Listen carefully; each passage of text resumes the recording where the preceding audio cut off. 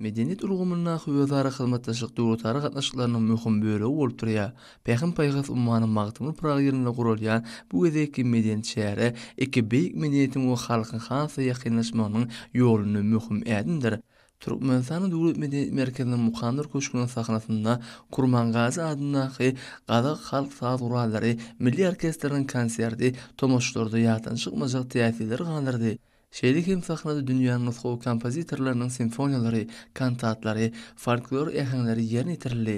Türkmenistan Kinokonsert merkezinde Roza Baglanowa adynaky Döwlet Akademik Konsert gurulmasynyň aýdym saz toparlarynyň çykyşy boldy. Tomoşaçylar zehini artistlaryň ustadlygyny şowkany el çarpışmalar bilen garşyladylar. Kino sunatynda sarpa goýulan Gazak kinematograflaryň Aşgabat kinoteatryna beýik ýaýlanyň seheri Paralimpiadaçy adly Gazak filmleri bilen tanışmagy mümkinçilik aldylar. Medeniyet günleriň baý maksatnamasy köp türlü şäherler öz içine alýar. Hemde Gazak halkynyň medeniýetiniň we sunatynyň gazananlary we meýilleri barada giňişen düşünje almagy mümkinçilik berýär.